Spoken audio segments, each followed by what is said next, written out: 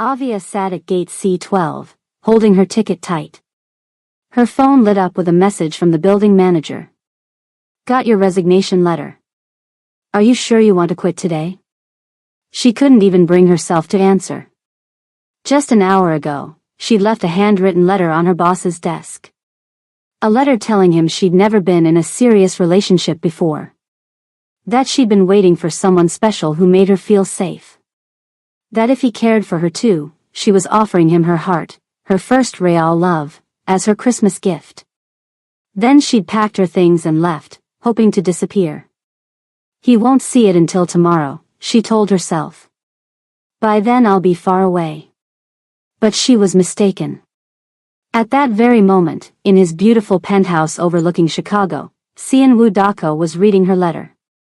And he wasn't a man who let important things slip away. Hello dear viewers. I'm going to pause for just a moment. I spend many hours creating these stories for you, and I'm so pleased you've stayed with me this far. If you're enjoying Avia and Sean-woo's story, please do click the like button and subscribe to my channel. I'd also love to know where you're watching from. Just leave a comment below and join our little community of story lovers. Now, let's continue. To understand how Avia came to write such a heartfelt letter, we need to go back almost a year earlier, when she first stepped into Sean-woo's world. Avia woke up at 5:45 on a cold February morning. Her alarm clock buzzed beside her bed in her small South Side apartment. The old radiator made clanking noises against the wall. Outside, the Chicago winter was still dark. She made herself a cup of instant coffee and checked her phone. There was a message from her mother down in Atlanta. Thinking of you today, sweetheart. God bless your new job. Avia smiled and sent back a heart. Then she counted out $300 from her drawer, money for her mother's rent. Since her stepfather had left, Avia had been helping out every month. That's just how life was. You worked hard. You helped family. You carried on. She dressed in simple, practical clothes. Nothing fancy for a cleaning job. Her roommate Keisha appeared in the hallway, still in her pajamas. Another day cleaning for rich folks? Keisha asked with a yawn. New place today, Avia replied. A penthouse on Michigan Avenue. Fancy. Is the owner handsome? Avia shook her head. I haven't even met him. The building manager hired me. All these beautiful homes you clean, and you haven't been on a single date all year, Keisha said, shaking her head. Avia simply smiled. The bills don't pay themselves. There's more to life than paying bills, honey.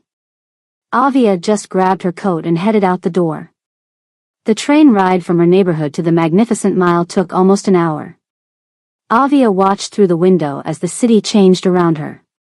First came the familiar streets, the small grocery stores, the churches, the brick apartment buildings where people knew each other's names. Then, gradually, the buildings grew taller. The streets got cleaner. The people wore expensive coats instead of warm layers. By the time she stepped off the train, it felt like she'd traveled to another country. Michigan Avenue stretched before her with its grand stores and tall glass buildings. Even in February, decorative lights twinkled in the trees. Avia felt out of place here. But she had a job waiting, and she'd always been good at her work. The building was more elegant than she'd expected. A friendly doorman greeted her. The security guard checked her papers, gave her a special card for the elevator, and directed her upstairs. 50th floor, he said. Mr. Dako's residence. The elevator was lined with mirrors and soft lighting. When the doors finally opened, Avia had to catch her breath. The penthouse was beautiful. Windows from floor to ceiling showed the whole city below. The floors were polished marble. Lovely paintings hung on the walls. The furniture looked like it belonged in a magazine. But the place felt lonely. Everything was perfect, yes, but there were no family photos. No books left open. No signs that someone truly lived here with their heart. It reminded Avia of a museum. beautiful but untouched. She began her cleaning routine carefully. Dusting the shelves. Polishing the tables. Making sure everything stayed in its proper place. While cleaning the desk near the window, she noticed a framed photograph. It showed a handsome Asian man in a dark suit, shaking hands with several other men. They stood in front of a restaurant sign that read, Harbor and Hickory, that expensive place by the river she'd passed but never entered. The man had a strong face. Serious eyes. Perfect posture. But one of the other men in the photo looked familiar. Avia had seen his face on the evening news. Something about business activities that weren't entirely legal. She placed the frame back exactly where she'd found it. Not my business, she reminded herself. I'm just here to clean. In an office building nearby, Sean-woo Dako sat watching the security cameras from his penthouse. He should have been reviewing contracts. Taking phone calls. Preparing for his evening meeting. Instead, he found himself watching the new housekeeper move through his home. There was something different about how she worked. Careful. Respectful. As if the space mattered to her. She didn't rush. She placed his crystal glass on a coaster even though no one was there to see. And she hummed softly while she worked, an old song that reminded him of something warm and genuine. Sean-woo watched her longer than he should have. He'd had many housekeepers over the years. They came, they cleaned, they left. He barely noticed them. But this one. He finally made himself turn off the screen. Don't get distracted, he told himself. It never ends well. That evening, back in her apartment, Avia lay on her bed thinking about her day. Keisha popped her head through the doorway. So? How was the fancy house? Beautiful, Avia said. But strange. Like nobody really lives there, you know? Did you meet the owner? No. Just saw his things. Nice things? Avia thought about the elegant suits in the closet. The expensive watch on the nightstand. The serious man in the photograph. Yes, she answered quietly. Very nice. Maybe you'll meet him someday, Keisha said with a smile. Maybe he's wonderful. Avia just smiled. Good night, Keisha. But after her roommate left, Avia kept thinking about the penthouse. The stillness of it. The man who owned such a beautiful place but seemed to leave no trace of himself there. I wonder what kind of person he really is. The months passed by. Avia continued cleaning the penthouse twice a week. She sent money home to her mother. She paid her rent on time. Occasionally, she would see Sean-woo. Never for long. Just brief moments. He would come in as she was finishing.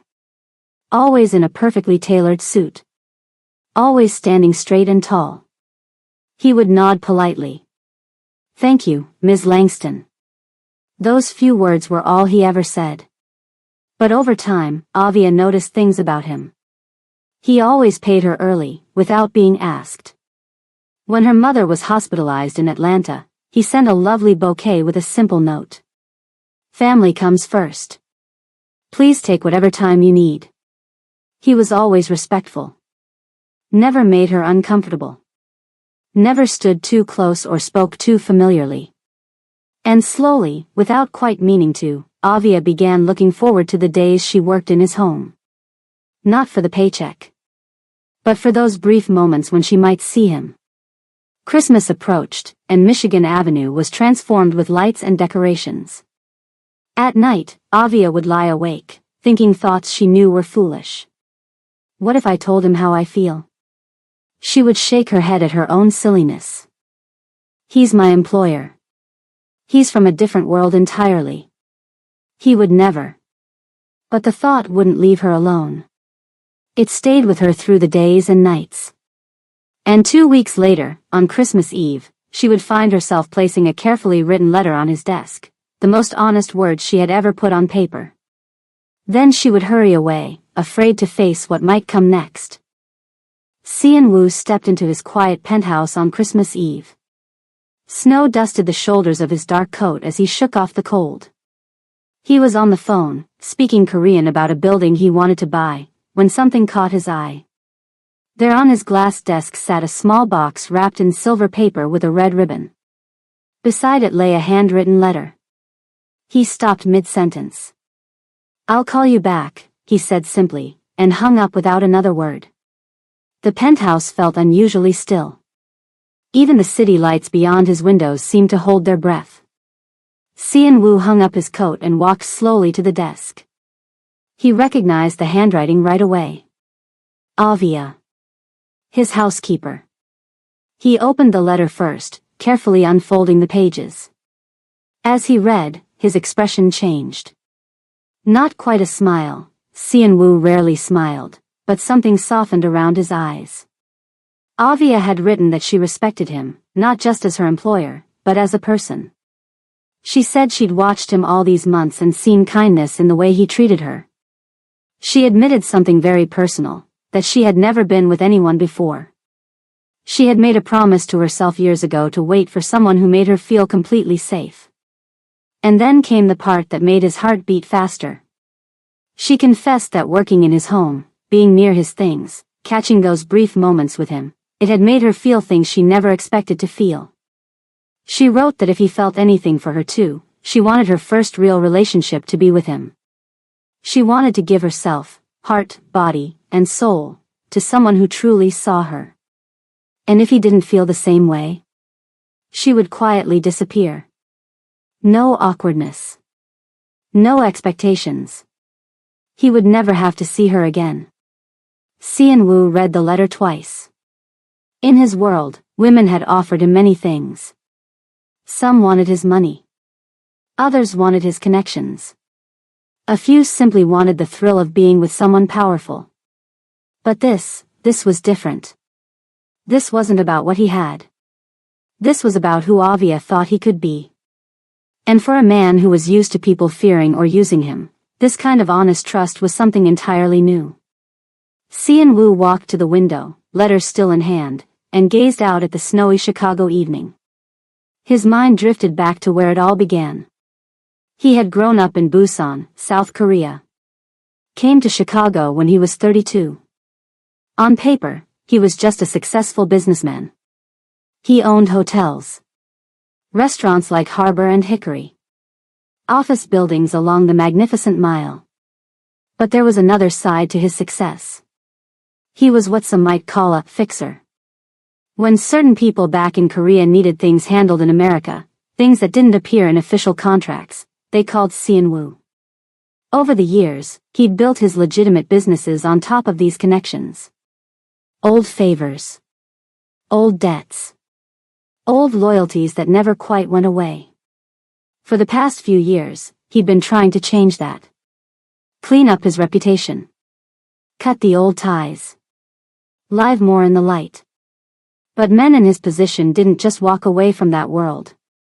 The shadows had a way of pulling you back. And someone like Avia. She doesn't belong anywhere near my complications, he thought. She deserves better than a man with my history. And yet, as he refolded her letter, he couldn't deny the warmth spreading through his chest. His phone buzzed again. This time it wasn't a business partner, but an email from the building manager. Mr. Dako, your housekeeper Avia Langston has submitted her resignation, effective immediately. Would you like us to assign someone new after the holidays? Cian Wu stared at the screen. For a long moment, he didn't move. Then something shifted in his expression, a crack in his usual calm. He called downstairs to the security desk. When did Ms. Langston leave the building? He asked, his voice steady despite the tightness in his chest. About an hour ago, sir. She turned in her keycard and security badge. Did she say where she was going? She mentioned catching a flight, sir. Home for the holidays, I believe. A flight. She was running away. Cian Wu didn't hesitate. He called one of his most trusted people, a man who handled special arrangements for his businesses. I need to know which flight Avia Langston is on, he said. Check both O'Hare and Midway. The voice on the other end sounded surprised. Sir, it's Christmas Eve. The systems are crowded in. I don't care what day it is, Xian Wu said quietly.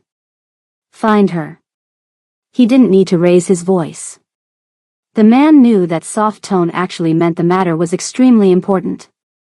Xian Wu had friends in many places. People who owed him favors.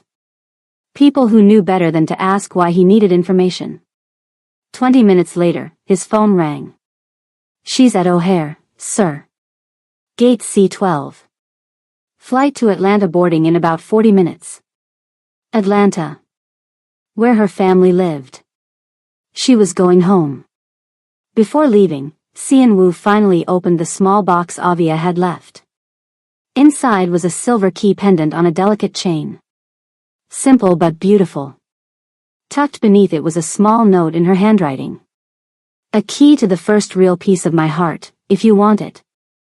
Xian Wu held the pendant in his palm, feeling its weight. In all his years of expensive gifts and business deals, no one had ever offered him something so meaningful. Something so pure. He closed his fingers around the key. Xian Wu grabbed his coat and headed for the elevator.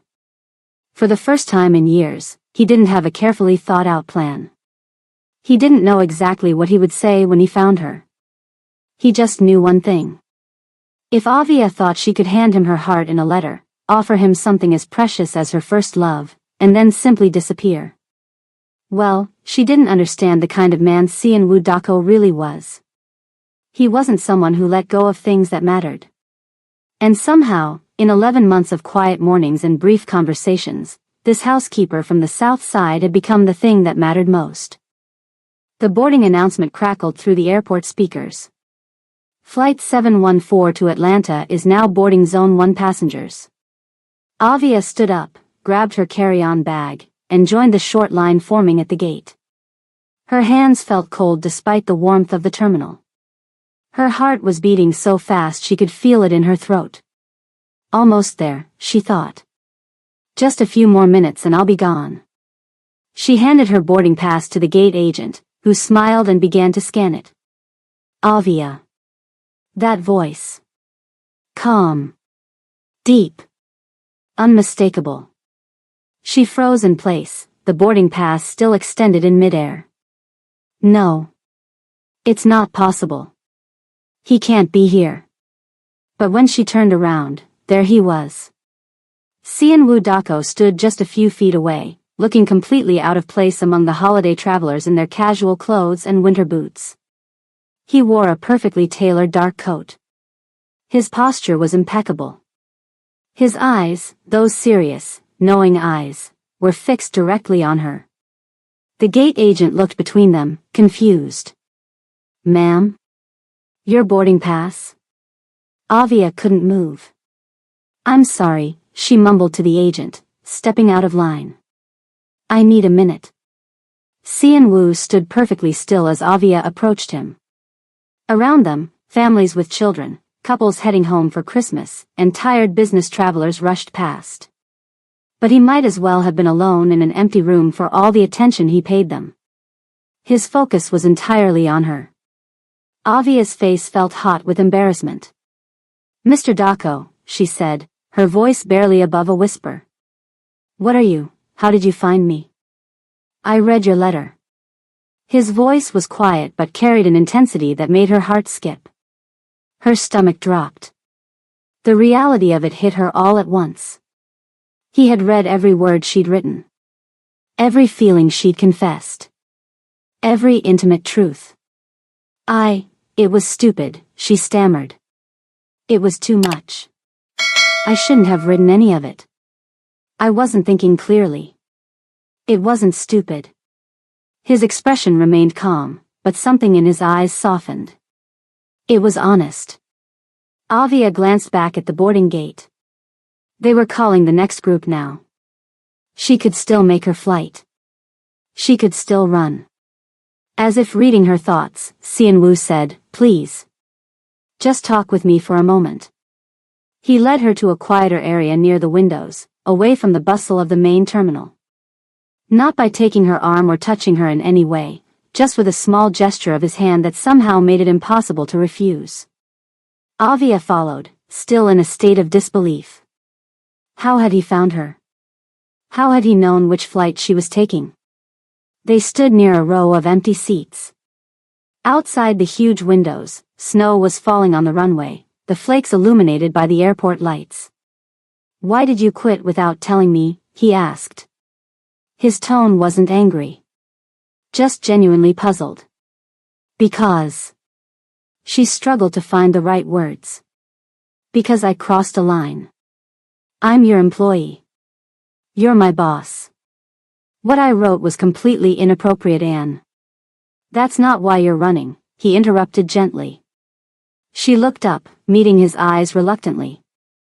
"You're running because you meant every word in that letter," he said. "And that scared you more than anything." Avia opened her mouth to argue, then closed it again. She couldn't deny it. "How did you even find me?" she asked instead, changing the subject. "I have connections at the airport." "Of course you do," she said quietly. A moment of tense silence passed between them. "I've seen things, Mr. Daco," Avia finally said, her voice low. "The photos on your desk. The men you meet with. I've heard some of those names on the news." She stopped, afraid she'd said too much. Cian Wu didn't seem surprised by her observation. "You're not wrong to be cautious about my reputation," he acknowledged. "So it's true? You're involved in things?" She couldn't bring herself to say the words outright. He was quiet for a long moment, considering his response. "I've done business with people most landlords never meet," he finally said. "I've made decisions I'm not proud of. There are parts of my history that would make you want to run even faster than you already are." Avia wrapped her arms around herself, suddenly feeling cold despite the heated terminal. "But," he continued, his voice softening, "I've also been trying to leave that world behind. Slowly. Quietly. For years now." "Why?" she asked. Something changed in his expression, a brief glimpse of vulnerability that vanished almost as quickly as it appeared. "Someone like you is part of the reason I keep trying." Avia didn't ask him to explain. She wasn't sure she was ready for the answer. Over the loudspeaker, a voice announced the final boarding call for her flight. "That's my plane," she said, glancing back toward the gate. "I know." Cian Wu's eyes never left her face. "I'm not telling you to stay, Avia. I'm asking for one night." She stared at him, confused. "One night?" "One dinner," he clarified. "Not at my penthouse. Not somewhere private. A public place, Harbor and Hickory. You keep your phone. You keep your wallet. You can leave anytime you want." Avia looked at him skeptically. "And after dinner? If you still want to leave Chicago, I won't stop you." He paused. "But I hope you'll at least hear me out before you decide to disappear." Every logical part of her brain was screaming no. This man was her employer. He was clearly involved in things she didn't fully understand. He was from a completely different world. But when she looked at his face, controlled as always, but with something almost hopeful in his eyes, she heard herself say, "Just dinner. That's it." The boarding gate closed behind them with a final announcement for Flight 714.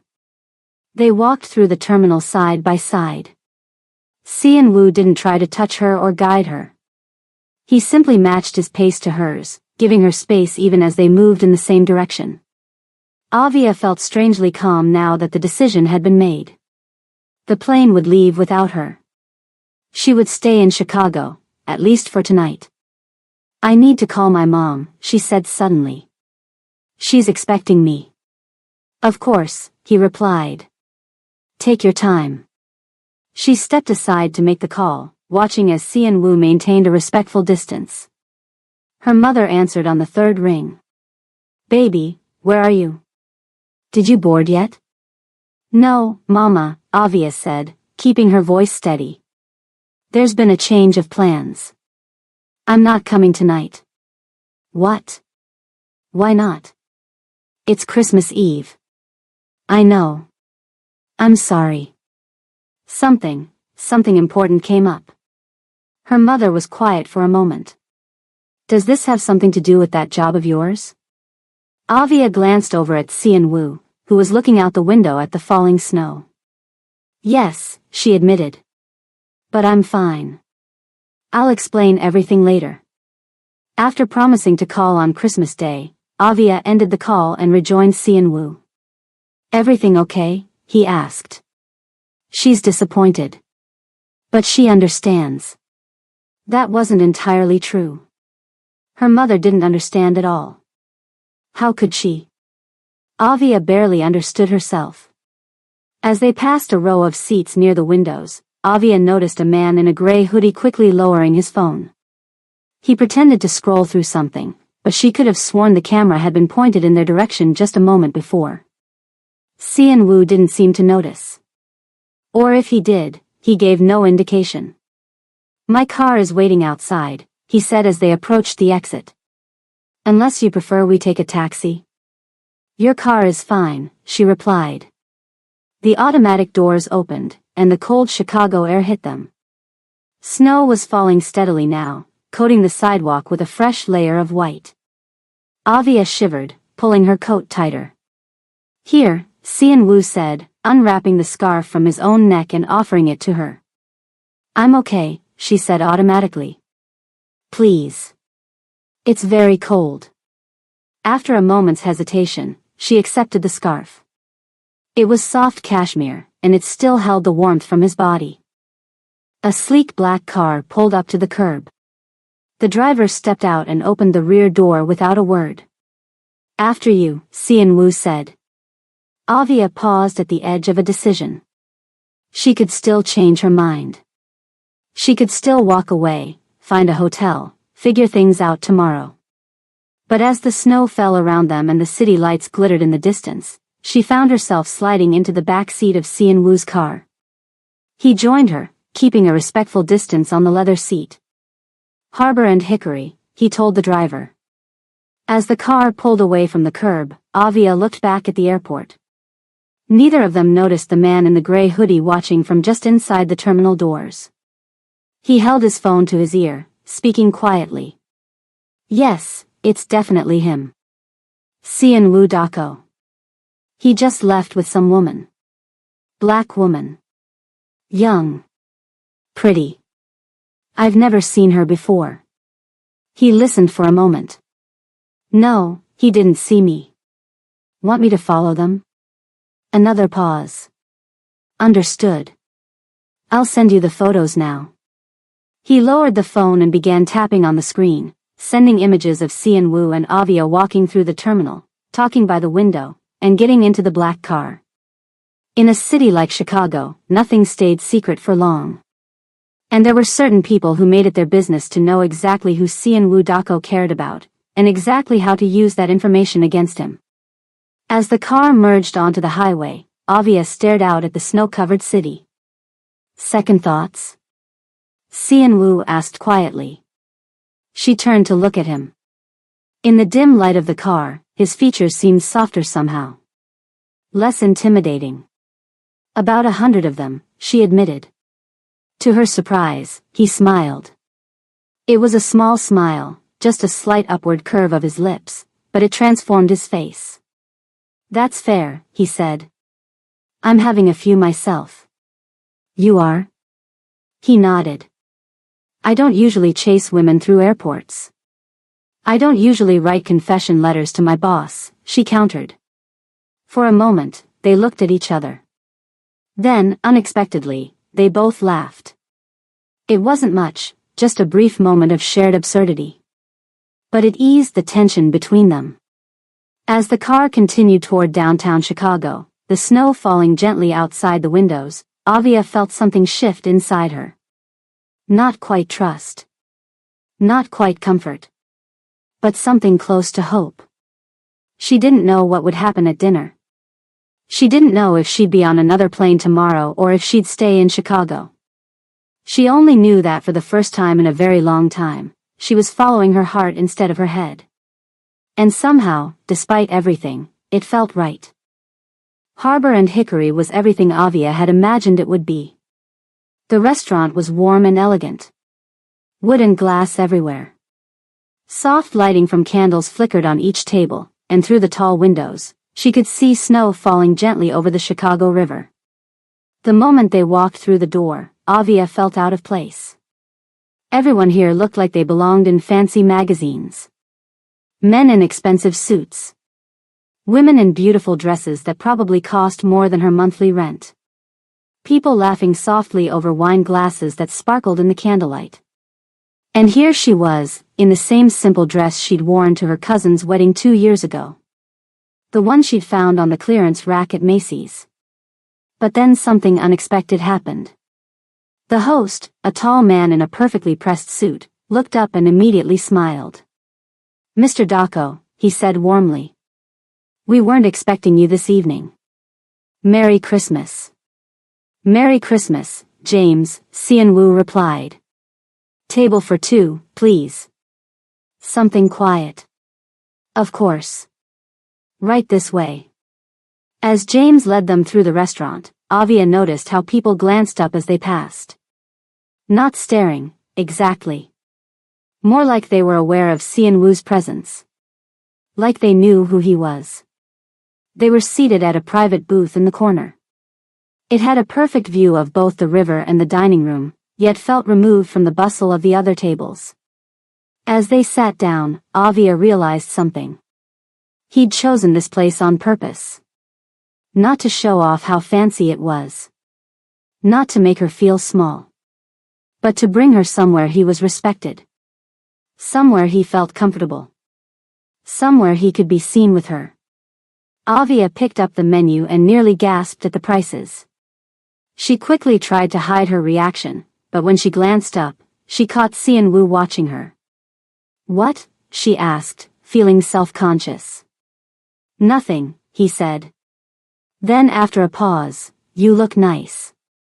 Thank you for coming." She didn't know how to respond to that. No one had ever thanked her just for showing up before. So she looked back down at the menu, pretending to study it carefully. A waiter appeared at their table, smiling broadly. "Mr. Daco, wonderful to see you tonight. We have several Christmas Eve specials I think you'll enjoy." The man proceeded to describe elaborate dishes that weren't even on the menu. He spoke to Xianwu with a mixture of respect and familiarity that made Avia realize something important. This wasn't just a place Xianwu visited. This was a place he owned. Or at least invested in. Who is this man really? She wondered, watching him nod as the waiter spoke. "And what am I doing here with him? Would you like me to order for both of us?" Xianwu asked her when the waiter finished.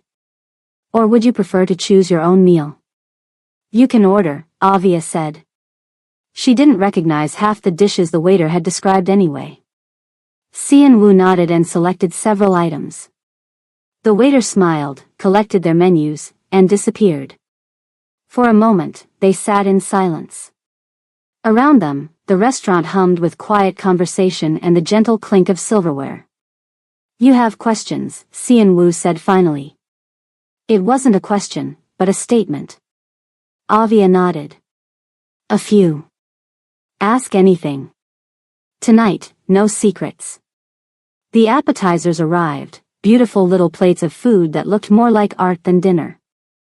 Avia took a small bite and was surprised by the burst of flavor. "Tell me about yourself," Xianwu said as they ate. "Not just what was in the letter. Tell me about your life." Avia hesitated, then slowly began to share. She told him about growing up on the south side of Chicago. About her mother moving to Atlanta after the divorce. About working since she was 16 to help with bills. She told him about watching her mother struggle through bad relationships. About her aunt who gave everything to a man who left when things got hard.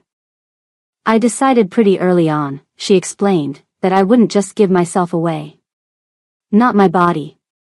Not my heart. Not until I found someone who made me feel completely safe. Someone who actually saw me for who I am. Xianwu listened without interrupting. He didn't check his phone or look around the restaurant. He simply focused on her words, making her feel like everything she said mattered to him. When she finished, he was quiet for a moment.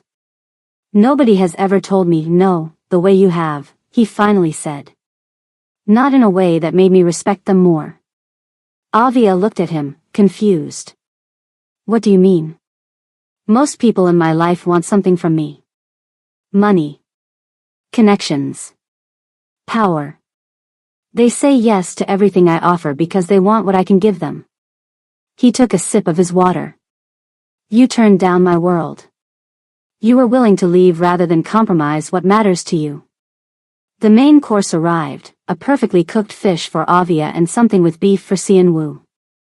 The waiter poured wine in Xianwu's glass but seemed to notice Avia's hesitation and silently brought her a sparkling water instead. Now it's your turn, Avia said after they'd eaten for a while. Tell me about you. The real you. Xianwu placed his fork down carefully. I grew up in Busan, South Korea, he began. My family wasn't wealthy or connected. I made my own way. He explained how he came to Chicago in his early 30s. Not as a tourist or student, but with a purpose. I was sent by certain people back home, he said carefully. People who needed someone they trusted to handle business interests in America. What kind of business? Avia asked, though part of her already knew the answer. Some legitimate. Some, less so. His face remained calm, but his eyes showed a hint of something darker. I started with instructions and expectations. I built connections. Made arrangements that don't appear in normal contracts. You mean illegal things, Avia said quietly. Yes, he admitted. Though over time, I began building my own legitimate businesses. Hotels. Restaurants like this one. Properties along the Magnificent Mile. So you're... She struggled to find the right words. What some might call a fixer, he supplied. A contact person between certain interests in Korea and opportunities in Chicago. Avia took a sip of her water, processing this confirmation of what she'd suspected. There was a moment, Xianwu continued, about 3 years ago, when I looked in the mirror and didn't recognize myself anymore. I didn't like what I had become. What did you do? I started trying to change. Building clean businesses. Cutting old ties when possible. It's been slow. Difficult. But I'm trying.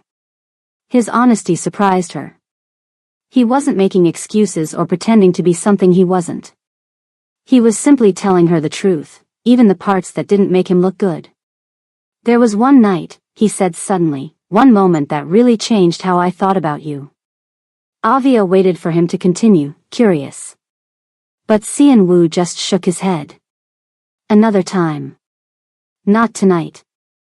After dessert, a shared plate of something chocolate that melted in Avia's mouth, she finally asked the question that had been on her mind all evening. What do you actually want from me, Xianwu? He set down his coffee cup and looked directly at her. I want time, he said simply. I want to know who we are together without lies between us. And if I decide I can't handle your world, the things you've been involved with, then I let you go.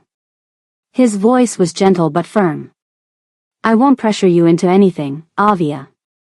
If you ever choose to be with me, really be with me, it has to be your choice. Not because you feel trapped or obligated. He leaned forward slightly. I won't pretend to be something I'm not. But I'm also not the same man I was 5 years ago. Or even 1 year ago. For the first time since she'd heard his voice at the airport, Avia felt her shoulders relax. She was still nervous. Still uncertain about what all this meant. But somehow, she felt less afraid. Would you like to walk for a bit? Xianwu asked as they finished their coffee. The riverwalk is beautiful with the Christmas lights. Avia nodded. I'd like that. He paid the bill without looking at it, just handed over a card that the waiter accepted with a small bow. Outside, the snow was falling in large, soft flakes. The air was cold but not bitter.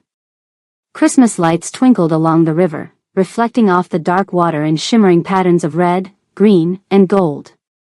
They walked side by side along the river walk. Xianwu positioned himself on the street side without making a show of it, a small, old-fashioned gesture of protection that Avia found unexpectedly touching. They didn't hold hands. Didn't touch at all. But somehow, they seemed to fall into step naturally, as if they'd walked together many times before. "Thank you for dinner," Avia said as they paused to watch a boat decorated with Christmas lights passing slowly on the river. "Thank you for not getting on that plane," he replied. For a little while, it almost felt normal. Peaceful. Just a man and a woman walking through the snowy city on Christmas Eve. Not a Korean businessman with shadowy connections and a black housekeeper from the south side who'd offered him her heart in a letter. Just two people finding something unexpected in each other. But 3 miles away, in a dimly lit bar in Koreatown, a very different scene was unfolding. A man in a gray hoodie, the same man from the airport, was showing his phone to 3 well-dressed Korean men seated in a private booth. On the screen was a slightly blurry video. Xianwu and Avia walking through the airport terminal. Getting into his car. Another photo of them entering Harbor and Hickory. "He canceled a meeting with us because of her," one of the men said in Korean. "Who is she?" "Just some woman who works in his building," the man with the phone replied. "A housekeeper or something." The oldest man at the table studied the images, his expression thoughtful. "Xianwu Dako doesn't change his plans for housekeepers," he said quietly. "This woman matters to him." He took a sip of his drink, still looking at the photo of Xianwu and Avia. "And that makes her very interesting to us." The men nodded in agreement, a silent understanding passing between them. For years, they had been waiting for Xianwu Dako to show a weakness. Something they could use to bring him back in line. To remind him of obligations he seemed increasingly eager to forget. And now, it seemed, they had found exactly what they needed. Avia pressed her back against a storefront window, her heart pounding so hard she could feel it in her throat. She'd just left one of Xianwu's buildings after dropping off some paperwork for him. It was supposed to be a quick errand, just deliver the folder to his office manager and head home. But as she stepped outside onto Michigan Avenue, she saw something that made her freeze. Across the street, in front of the entrance to one of Xianwu's hotels, 2 groups of men were arguing. Not the kind of polite disagreement you might see between businessmen. This was something else entirely. Voices raised. Hands gesturing sharply. Then one man shoved another. Before Avia could process what was happening, a sharp crack split the air. The large window beside the hotel entrance splintered, though it didn't completely shatter. Avia ducked instinctively, pressing herself against the nearby storefront. In the distance, police sirens began to wail. The men scattered quickly, disappearing into cars or down side streets. As they dispersed, Avia heard one of them shout something that made her blood run cold. Xianwu's name. This wasn't some random argument. This was about him. If you've made it to the end of this story, I need you to do something right now. Hit that subscribe button before you close this video. Why? Because thousands of people who thought they'd subscribe later never did, and missed the story I posted yesterday that's even more shocking than this one. Don't be that person who misses out. Subscribe now and turn on notifications. Now, let's continue. To understand how Avia ended up in this frightening situation, we need to go back to what happened after that Christmas Eve dinner at Harbor and Hickory. The 3 weeks following Christmas had been the strangest, most wonderful time of Avia's life. After that night, she didn't go back to cleaning Xianwu's penthouse. But she didn't leave Chicago either. She came back to him. Not as his housekeeper. Not officially as his girlfriend either. Something in between. Something they were still figuring out together. Si-Wu had arranged for her to stay in one of his properties, a small but beautiful apartment in a building he owned not far from his penthouse. He insisted it wasn't a gift, just a practical arrangement until they decided what came next. "You're not my employee anymore," he'd explained. "But I hope you'll stay in Chicago a while longer." So she did. She called her mother on Christmas Day, trying to explain without really explaining why she hadn't come home for the holidays. "There's someone I've met, Mama," was all she could manage to say. Her mother had been quiet for a moment. "Then, someone special?" "Maybe," Avia had answered honestly. "I'm still figuring that out." As January unfolded, she and Si-Wu began spending time together. Not every day. He still had his businesses to run, meetings to attend, calls to make. But regular enough that Avia found herself looking forward to each moment with him. Small things. Coffee in the mornings in his penthouse.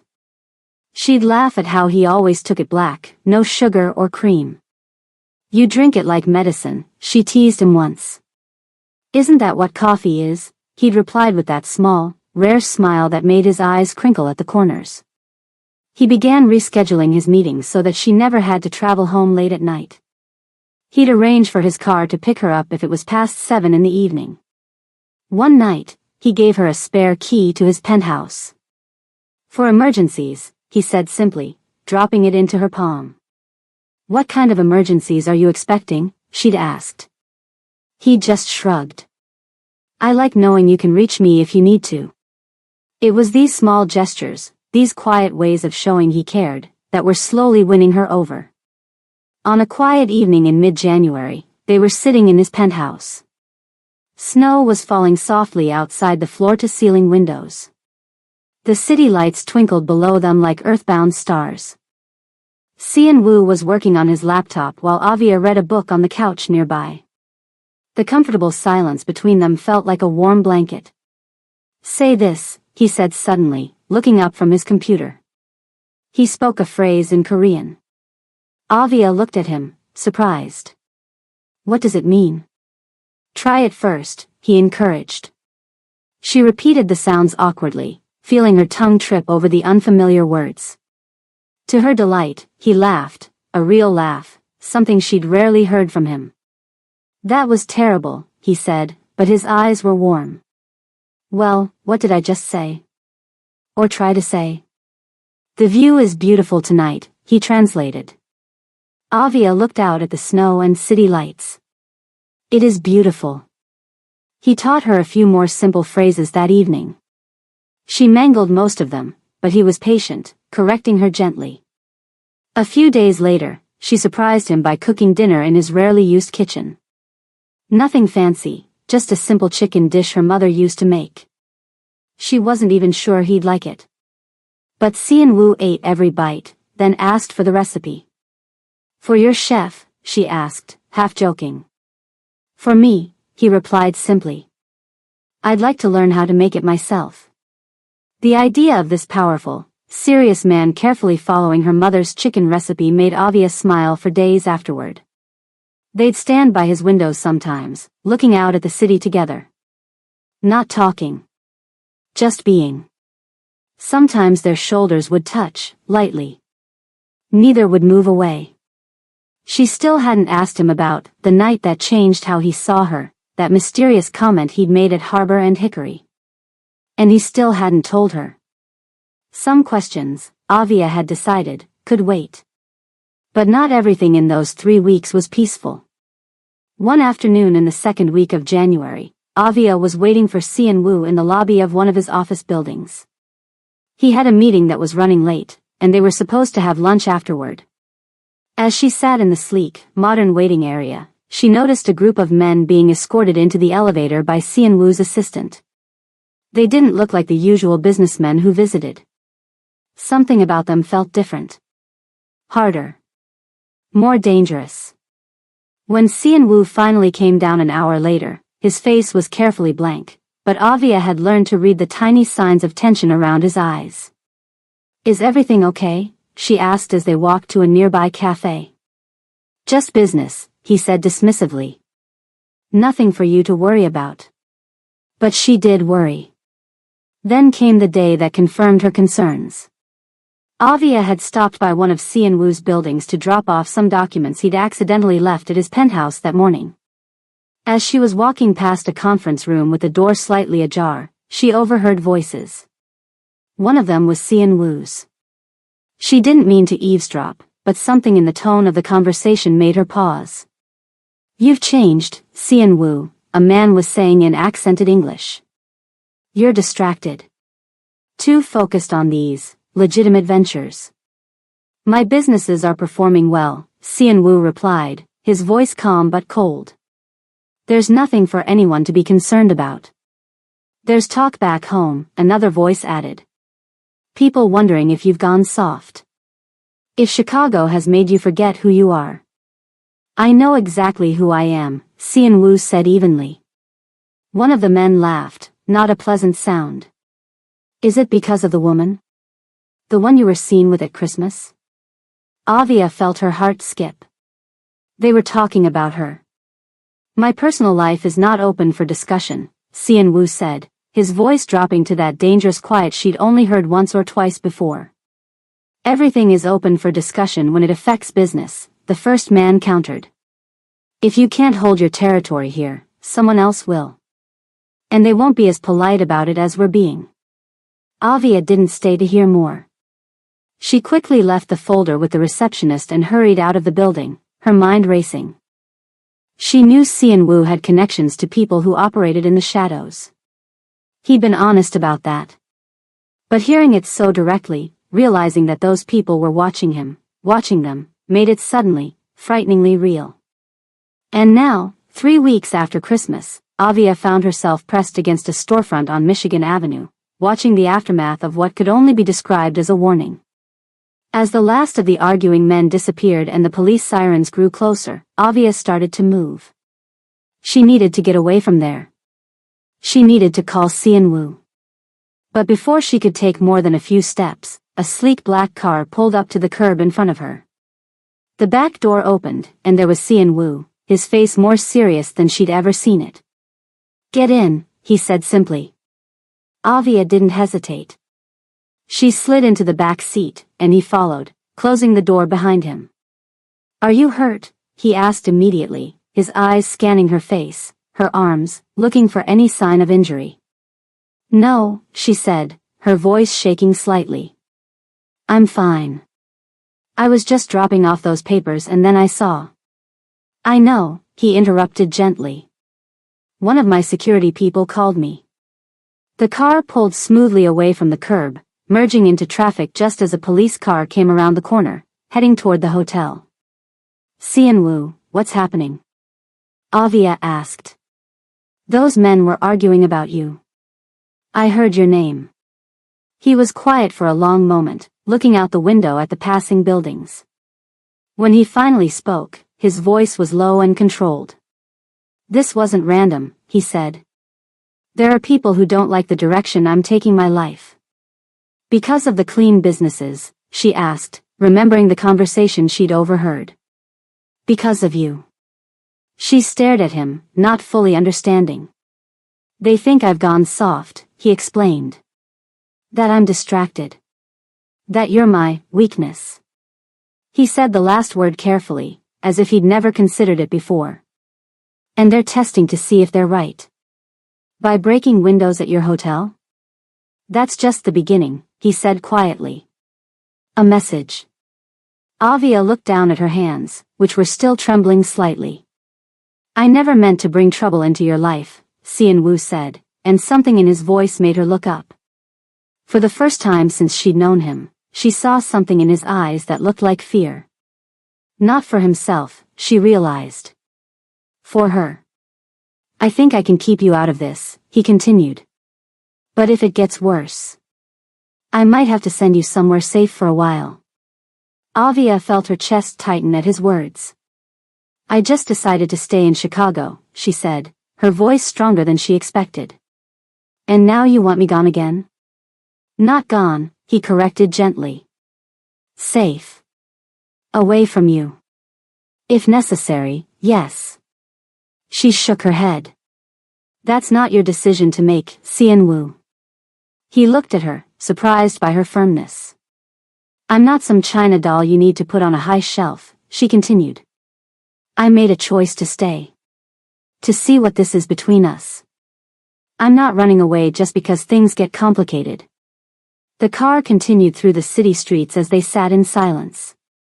Avia could almost see the conflict playing out behind Xianwu's carefully controlled expression. For a man who was used to controlling everything in his world, caring about someone this much was like losing control completely. She could see that now. She could see how terrifying it was for him. Let's go back to your penthouse, she said finally. We need to talk about this. Really talk. After a moment, Xianwu nodded and leaned forward to give the driver instructions. As they drove through the snowy city streets, Avia looked out at the familiar buildings of Chicago.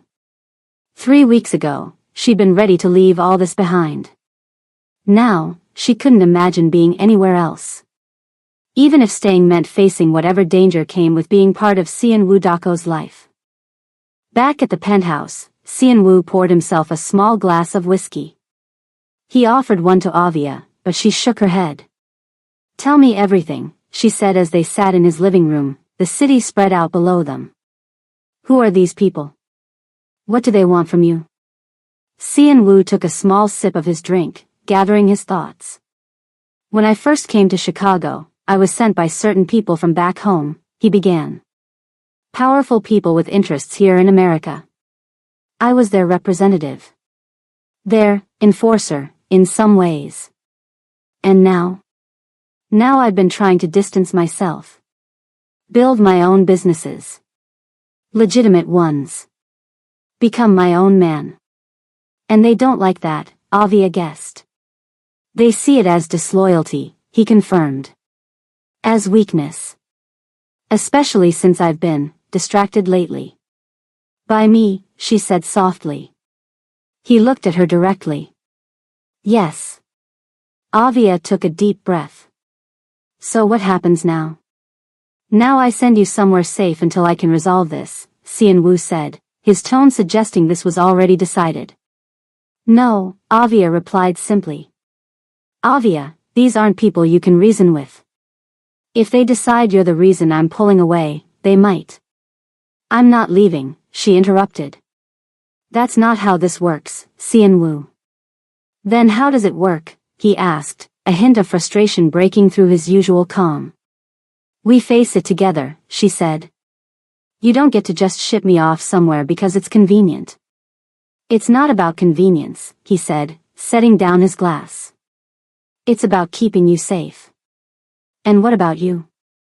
Who keeps you safe? The question seemed to surprise him. He had no immediate answer. Avia moved to sit beside him on the couch, close enough that their shoulders touched. You told me at Harbor and Hickory that if I ever chose to be with you, really be with you, it had to be my choice, she reminded him. Not because I felt trapped or obligated. He nodded slowly. Well, this is me choosing, she said. Eyes wide open. I'm not running away just because things get hard. Xianwu looked at her for a long moment, his expression unreadable. You don't know what you're choosing, he said finally. These people. Then help me understand, she said. Don't push me away. Help me understand your world so I can be part of it. The sun was beginning to set outside, casting long shadows across the penthouse. The city lights were coming on, one by one, like stars appearing in the evening sky. Xianwu stood and walked to the window, his back to Avia. There's something I haven't told you, he said after a long silence. About when I first noticed you. Really noticed you. Avia remembered his comment from Harbor and Hickory. You said there was a night that changed how you saw me. He nodded, still looking out at the city. It was about 6 months ago, he began. I was having a difficult week. Some business deals had gone wrong. People were making demands I didn't want to meet. He turned to face her. I came home late. Past midnight. You were still here, cleaning. You shouldn't have been, your shift ended at 8. Avia remembered that night. The penthouse was a mess, she recalled. You'd had some kind of meeting here. There were glasses everywhere.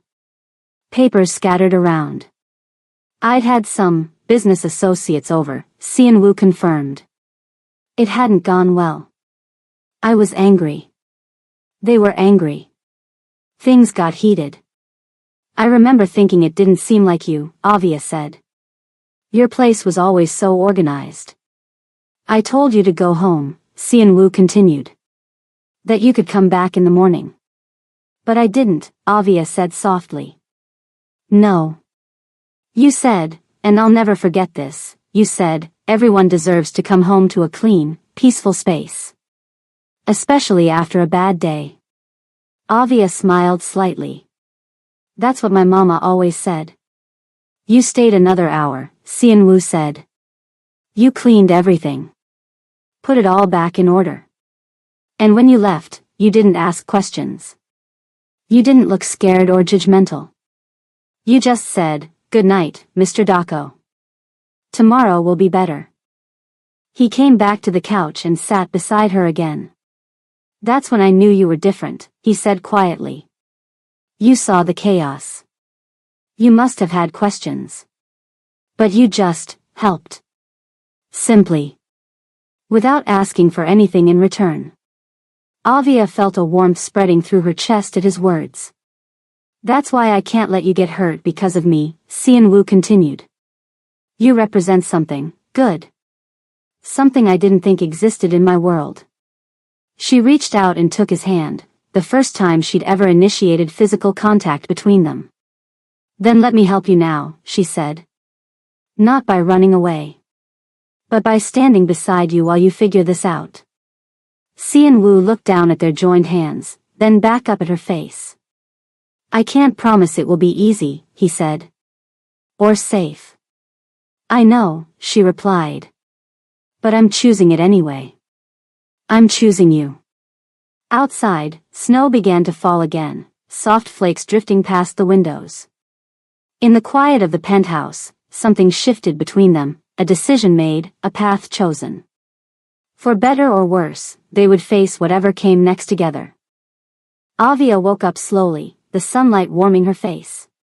For a moment, everything felt peaceful. Then she opened her eyes and sat up quickly, her heart racing. This wasn't her apartment. This wasn't the penthouse either. She was in a bedroom she'd never seen before, modern, minimalist, with large windows overlooking a part of Chicago she didn't immediately recognize. The bed was comfortable, the sheets expensive. But nothing was familiar. She was still wearing her clothes from yesterday, though someone had removed her shoes. Avia swung her legs over the side of the bed, trying to stay calm. As she stood up, she noticed Xianwu standing by the window in the adjoining living room, his back to her, looking out at the city. Where am I? She asked, her voice steadier than she expected. Xianwu turned around. He looked tired, like he hadn't slept much. Somewhere safe, he answered simply. Avia walked into the living room, taking in her surroundings. The place was beautiful, hardwood floors, tasteful furniture, large windows. But it felt less personal than the penthouse. More like a high-end hotel suite than a home. You moved me while I was asleep, she asked. Xianwu nodded. After we talked last night, you fell asleep on the couch. I didn't want to wake you. So you just brought me here? Without asking? He had the grace to look slightly uncomfortable. This is one of my properties. Not many people know about it. No one would think to look for you here. You could have asked me first, Avia said, crossing her arms. I know. He didn't turn to face her, just kept looking out at the view. I panicked. After what happened on Michigan Avenue, seeing you there when those men were. He trailed off. Avia softened slightly. You were worried. Yes. That doesn't give you the right to move me around like I'm furniture, Xianwu. I know, he admitted. I should have asked. I'm not. I'm not used to considering other people's feelings in my decisions. That, at least, was honest. Is there coffee? Avia asked, deciding to set aside the issue for the moment. In the kitchen, Xian Wu replied. Everything's stocked. I made sure of it. Of course he did. Xian Wu Dako didn't do anything halfway. After a cup of coffee and some toast, Avia felt more human. She sat on the couch in the living room, tucking her feet under her. Xian Wu sat in an armchair across from her, his posture perfect as always. I think it's time you told me everything, Avia said quietly. No more pieces. The whole truth. Xian Wu was silent for a long moment. Then he nodded. I grew up in Busan, he began. My family wasn't rich, but we weren't poor either. My father worked for a shipping company. My mother was a teacher. Very normal. He spoke carefully, choosing each word. When I was in university, my father lost his job. The economy was bad. We struggled. I took odd jobs, anything to help pay the bills. Avia listened without interrupting, watching his face. There was a man who owned several businesses in our neighborhood. He noticed me, said I was hardworking, respectful. He offered me a job. Better money than I'd ever made before. What kind of job? Avia asked when he paused. At first, just running errands. Delivering messages. Then collecting payments from his business partners. Xian Wu's expression didn't change, but something in his eyes darkened. I knew it wasn't entirely legal. But I told myself it was just temporary. Just until things got better at home. He stood up and walked back to the window. It wasn't temporary. I was good at it. I could be persuasive without being threatening. People liked dealing with me more than with some of his other employees. I moved up quickly. In a syndicate, Avia said softly. Not a question. Yes. Xian Wu didn't deny it. By the time I was 30, I had my own territory in Busan. When the opportunity came to expand to America, they sent me. Chicago was perfect, a big Korean population, good business opportunities. I was supposed to establish connections, set up legitimate fronts, and create channels for their interests. And you did. Very successfully, he agreed. For years, I was exactly what they wanted me to be. I built the restaurants, the hotels, the properties. But I also built the other side, the part that doesn't show up in official records. Avia took a sip of her coffee, processing this. The men yesterday, they work for these people? Some of them, Xian Wu confirmed. Others work for rivals. They're all watching me now, trying to figure out if I'm becoming a problem. Because you're trying to go straight? He turned to face her. Because I'm putting my own interests ahead of theirs. Because I'm prioritizing what I want over what they expect. And what do you want? Avia asked. His eyes met hers directly. A different life. One I can live in the open. She understood what he wasn't saying, a life that could include her. The people who sent you here, they won't just let you walk away, will they? No, he said simply. They won't. Avia set down her coffee cup and stood up, needing to move. She walked over to stand near him by the window. You think I don't understand risk, she said, looking out at the city. I risked everything when I wrote you that letter. My job, my dignity, my whole heart. I know, he said quietly. So don't treat me like someone who needs to be hidden away. If I'm going to be with you, I need to be with you, not locked in a tower for safekeeping. Xian Wu looked at her for a long moment. You're braver than I gave you credit for, he finally said. I always have been, she replied, a touch of pride in her voice. I had to be. He nodded slowly. Tell me about that.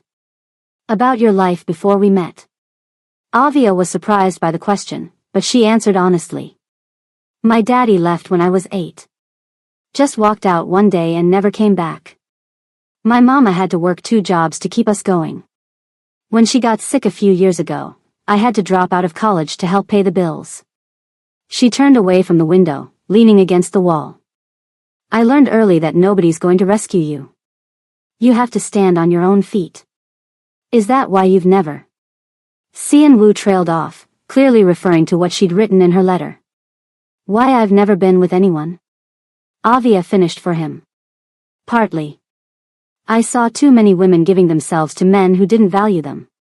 My aunt nearly destroyed herself loving a man who treated her like she was disposable. I promised myself I'd never do that. So you've been waiting. For the right person. For someone who would see me, really see me. Not just what I could give them.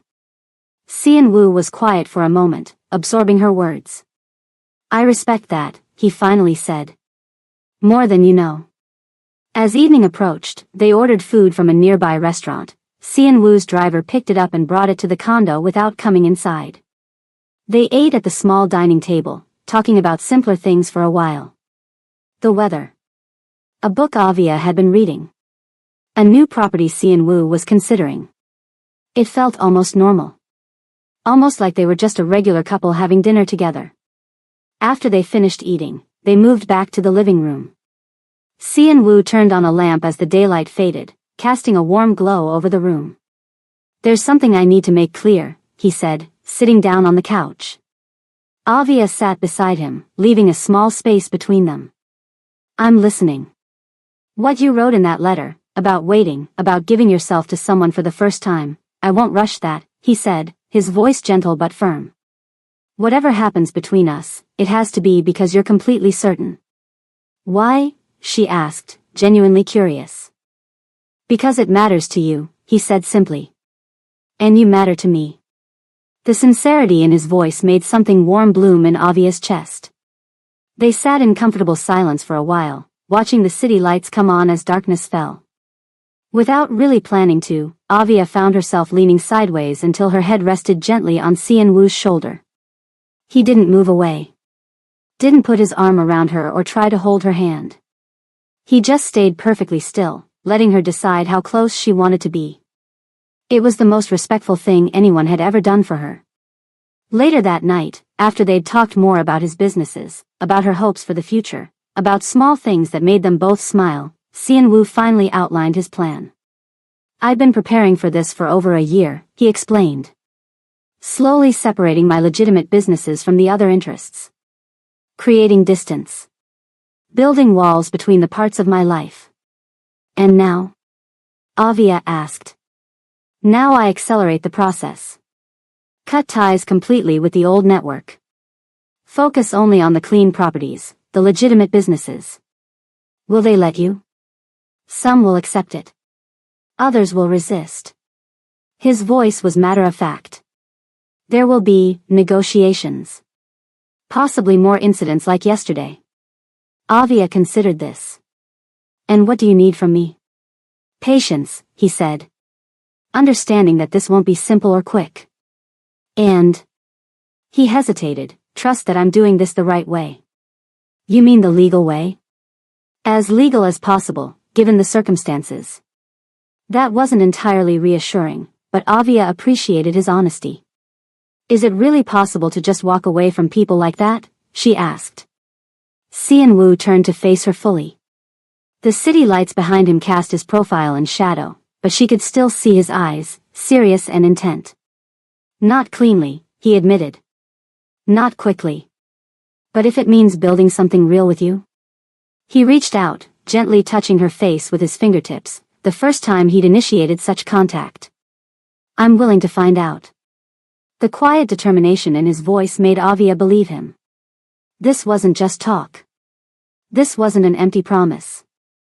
Xian Wu Dako was a man who, once he made a decision, followed through completely. He meant every word. He just didn't know yet what that choice would cost. The next morning, Avia stood in the bathroom of the safe condo, looking at herself in the mirror. She'd slept well, despite everything. Xian Wu had insisted she take the bedroom while he stayed on the couch. Always the gentleman, she teased him. Not always, he'd replied, with that small, rare smile. But I'm trying to be.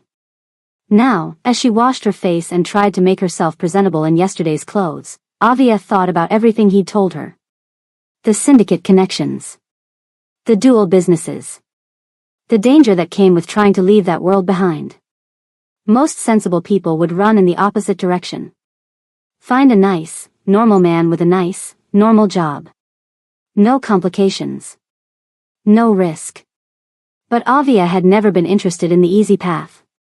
And there was something about Xianwu, his quiet strength, his absolute honesty with her, the way he looked at her like she mattered, that made her want to see this through. When she came out of the bathroom, Xianwu was on the phone, speaking rapidly in Korean. His back was to her, but she could see the tension in his shoulders. Whatever the conversation was about, it wasn't pleasant. He ended the call when he noticed her standing there. "Everything okay?" she asked. "Business," he said simply. "Nothing for you to worry about." But Avia knew better now. She'd seen behind the curtain. "If we're doing this together," she said, "then I need to know when things aren't okay. No more protecting me from the truth." Xianwu looked at her for a long moment, then nodded. "That was my contact in Busan," he said. "They're sending someone to evaluate the situation here in Chicago." "That's not good, is it?"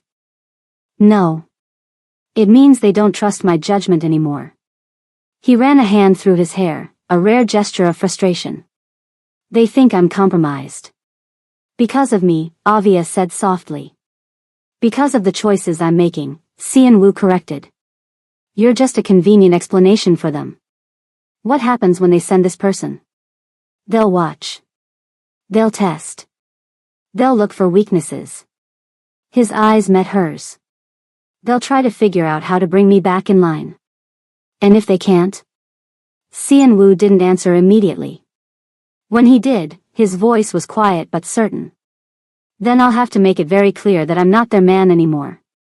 The way he said it sent a chill down Avia's spine. Not because he sounded threatening or violent, but because he sounded absolutely resolved, like a man who had made a decision he knew might cost him everything. "When will they arrive?" she asked. The message said 3 days. 3 days. Not much time to prepare. "What do we do until then?" Avia asked. Xianwu crossed the room to stand in front of her. Slowly, giving her plenty of time to step away if she wanted to, he took her hands in his. "We live," he said simply. "We don't hide. We don't run. We show them that my decision is made." "That sounds dangerous," Avia observed. "It is," he admitted. "But hiding would be more dangerous. It would show weakness." She nodded, understanding the logic even if it made her nervous. "So we just go about our business? Like normal?" "With some precautions," Xianwu clarified. "You'll have security with you when I'm not there. My most trusted people. And when you are there?" His hands tightened slightly around hers. "Then you have me." It shouldn't have been reassuring. One man, no matter how capable, against what sounded like a powerful organization. But somehow, standing there with Xianwu holding her hands, looking into his steady, determined eyes, Avia felt safer than she had in years. "Okay," she said. 3 days. Then we face whatever comes." "Together?" he asked, and for the first time, she heard a hint of uncertainty in his voice. Avia nodded. "Together." Outside, the winter sun broke through the clouds, sending shafts of light through the windows of the safe condo. It felt like a promise. Or maybe a warning. Either way, they would face it side by side. The Korean restaurant was busy with the lunch crowd, but the back room was quiet when Xianwu walked in. 3 men sat at a table, waiting. They didn't stand when he entered. They didn't smile or bow or offer any greeting at all. The oldest man, gray at his temples, expensive watch on his wrist, simply gestured to the empty chair across from him. Xianwu unbuttoned his coat but didn't remove it. He sat down, his back straight, his expression calm. This wasn't a friendly lunch among colleagues. This was business of the most serious kind. The men had arrived from Busan 2 days earlier, representatives sent to evaluate the situation in Chicago. Xianwu had been expecting them, planning for this moment. A server appeared with tea, then disappeared quickly, closing the door behind him. Even the waitstaff knew not to linger. You look well, Sean-woo, the oldest man said in Korean. America agrees with you. Thank you, Mr. Park, Sean-woo replied in the same language. Chicago has been good to me. So we've heard. Mr. Park's smile didn't reach his eyes. Your businesses are thriving. Your reputation is strong. You've built quite a life here. I have. Then why, the second man asked, leaning forward, have we been hearing such troubling things? Sean-woo took a sip of his tea, unhurried.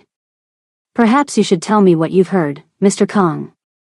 That you're distracted, Mr. Kong said bluntly. That you're turning away from opportunities. That you've forgotten who you work for. There it was, the accusation laid bare. Sean-woo set down his cup carefully. I haven't forgotten anything, he said, his voice steady. But after 10 years in Chicago, I've made some decisions about my future. What kind of decisions? Asked the third man, the youngest of the group. His tone was curious rather than confrontational. Sean-woo looked each man in the eyes before speaking. When he did, his words were simple and direct. I'm stepping back from all non-legitimate activity. I'm willing to sell my stake in certain operations, take my money, and walk away. For a moment, there was complete silence in the room. Then Mr. Park laughed, a short, sharp sound without humor. Just like that? After all these years? Yes. The three men exchanged glances. Mr. Kang's face darkened. You think it's that easy? He asked, voice rising slightly. You walk away and we just forget everything you know? Everything you've done? I'm not walking away from what I know, Sean-woo corrected calmly. I'm walking away from what I do. There's a difference. Mr. Park studied him for a long moment, his eyes narrowed. You're serious about this, he said finally. It wasn't a question. Yes, Sean-woo replied. I am. The atmosphere in the room shifted. What had been merely tense now felt dangerous. The three men from Busan didn't make threats or raise their voices, men in their position rarely needed to, but Sean-woo could feel their displeasure like a physical weight. Let me understand, Mr. Park said, setting down his cup. After all we've invested in you. After all the trust we've placed in your hands. You want to simply retire? Not retire, Sean-woo corrected. Redirect. Focus on my legitimate businesses. Build something that can last in the open. Because of the woman? Mr. Kong asked sharply. Sean-woo didn't flinch. You've been having me watched. Of course we have, Mr. Park said, waving a hand dismissively. You're valuable to us. When we heard you were behaving unusually, we became concerned. The housekeeper, Mr. Kong continued. The one you chased to the airport at Christmas. The one you've been seen with all over the city. Is she worth throwing away everything you've built? Sean-woo remained perfectly still. He had expected this, the attempt to make it about Avia, to reduce his decision to a simple infatuation. My personal life is not relevant to this discussion, he said evenly. Everything is relevant, Mr. Kong countered.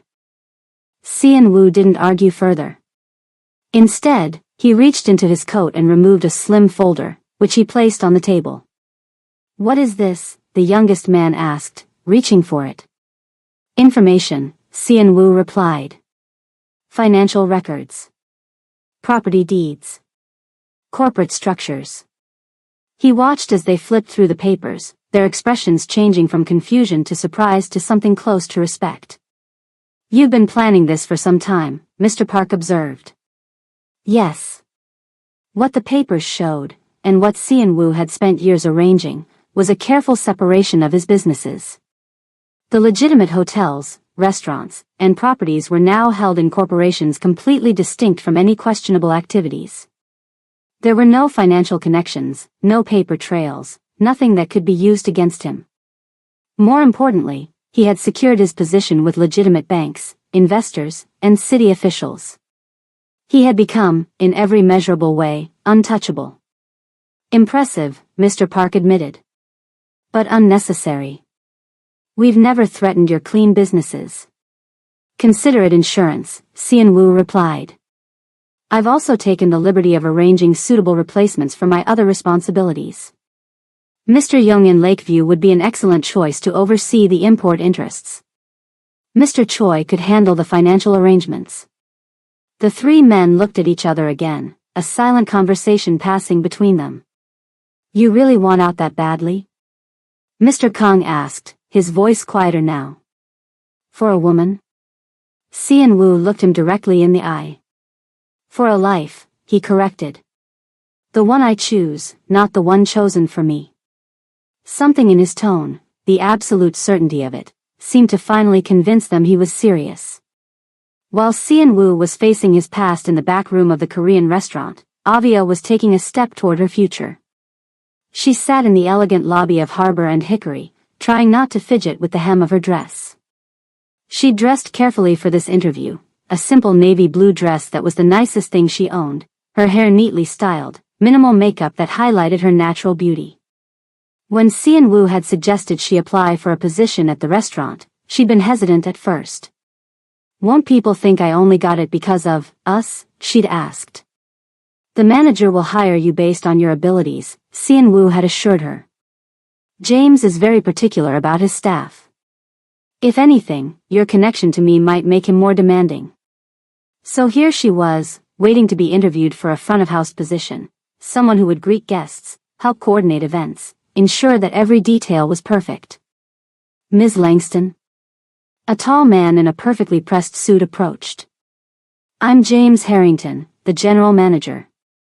Thank you for coming in today. Avia stood, offering her hand. Thank you for seeing me, Mr. Harrington. Please, follow me to my office. As they walked through the restaurant, Avia took in the elegant space with new eyes. Not as a guest now, but as someone who might become part of its daily life. The polished wood, the crystal glasses, the soft lighting, all of it designed to create an atmosphere of refined comfort. In his small but meticulously organized office, James gestured for her to sit. So, he began, I understand you've worked primarily in household services until now. Yes, Avia confirmed. Most recently as a housekeeper in a luxury residence on the Magnificent Mile. And what makes you interested in transitioning to restaurant work? Avia had prepared for this question. I enjoy creating beautiful, comfortable spaces for people. In a home, that means ensuring everything is clean and orderly. In a restaurant like Harbor and Hickory, it means making sure guests feel welcome and valued from the moment they arrive. She continued, her confidence growing as she spoke. I've always been good at reading people, knowing when someone needs attention and when they prefer privacy. I notice details. I remember preferences. I think those skills would translate well to hospitality. James nodded, making notes. Mr. Dako speaks very highly of your work ethic and attention to detail. I appreciate that, Avia said carefully, but I want to earn this position on my own merits. James looked up, something like approval in his expression. That's refreshing to hear. Many people in your position would simply expect to be given the job. That's not who I am, Avia said simply. The interview continued for another half hour. James asked about her experience handling difficult situations, her comfort level with technology, her availability for evening and weekend shifts. Avia answered honestly, neither overplaying nor underplaying her abilities. By the time they wrapped up, she felt cautiously optimistic. Whether she got the job or not, she'd represented herself well. Thank you for your time, Ms. Langston, James said as he walked her back to the lobby. We'll be making our decision by the end of the week. Thank you for the opportunity, Avia replied with a warm smile. As she stepped outside into the winter sunshine, she felt a sense of possibility opening before her. From housekeeper to restaurant hostess might not seem like a huge leap to some, but for Avia, it represented something important, a step toward a future she was choosing for herself. She checked her phone. No messages from Xian Wu yet. His meeting was probably still ongoing. She hoped it was going well. She hoped he was safe. Back in the private room of the Korean restaurant, the negotiations had reached a critical point. "These are our conditions," Mr. Park said, pushing a handwritten list across the table. "If you want out, these are the terms." Si-in-woo read the list carefully. Most of it was what he'd expected. He would not interfere with how they ran their operations in Chicago going forward. He would maintain certain banking arrangements for another 12 months to ensure smooth transition. He would remain a friendly face for introductions on the legitimate side if they needed access to certain circles. "These are acceptable," Si-in-woo said, looking up. "With one addition of my own." "And what would that be?" Mr. Kang asked, his tone wary. "I want clean, legal separation. Documented releases from all obligations. Contracts that prove I'm out." The three men from Busan exchanged glances again. "That's unusual," Mr. Park said carefully.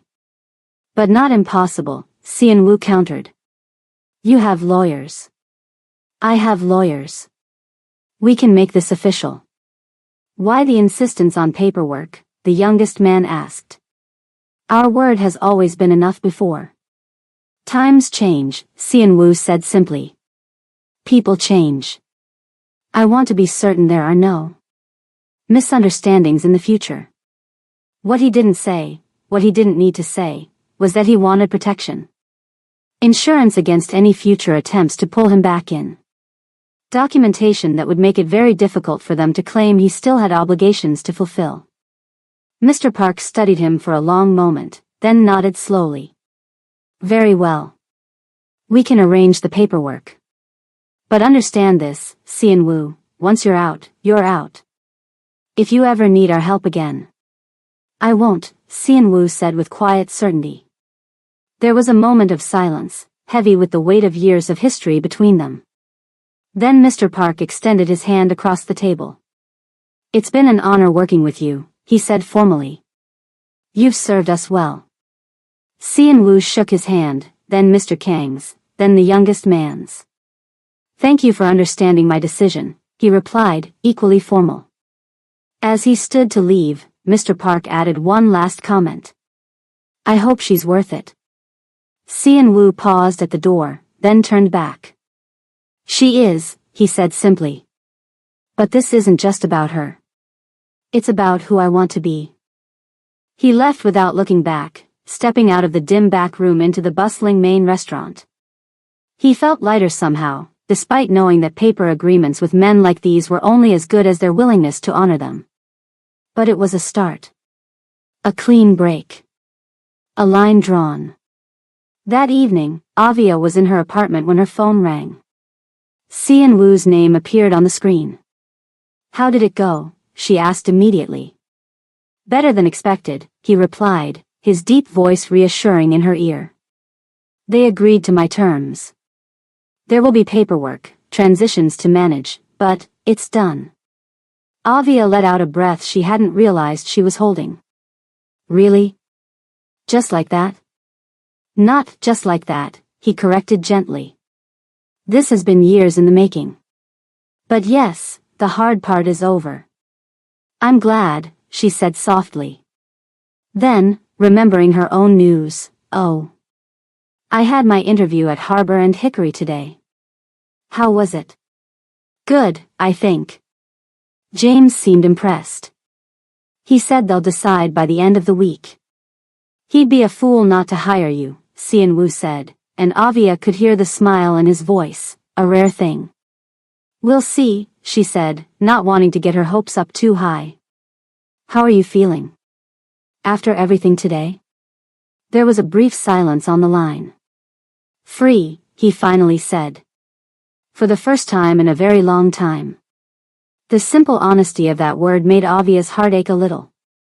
She tried to imagine what it must feel like to walk away from a life that had defined you for so long. "When will I see you?" she asked. "Tomorrow," he replied. "There's something I want to show you." "Another property," she guessed, thinking of his many buildings around Chicago. "No," he said, his voice warming. "Something better." After they said their goodbyes, Avia sat looking out her window at the night sky, thinking about Xianwu's words. Something better than a property? Coming from a man whose life had been defined by buildings and businesses, that was intriguing. She didn't know yet that he wasn't talking about a building or investment. He was talking about the life he was finally free to build.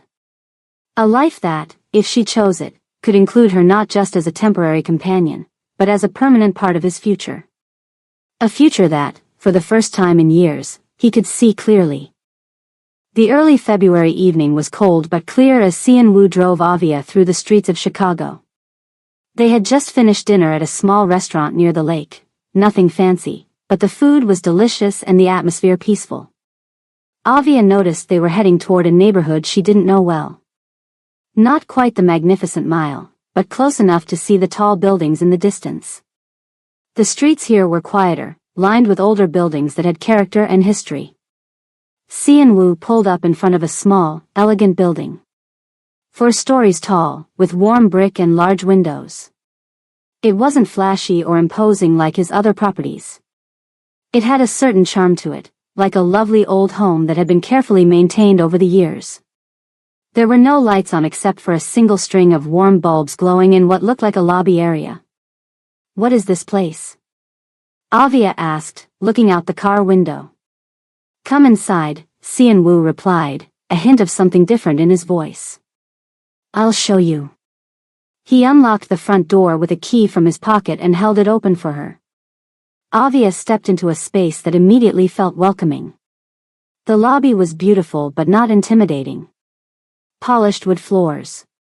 Comfortable-looking furniture in rich, warm colors. Fresh flowers on a central table.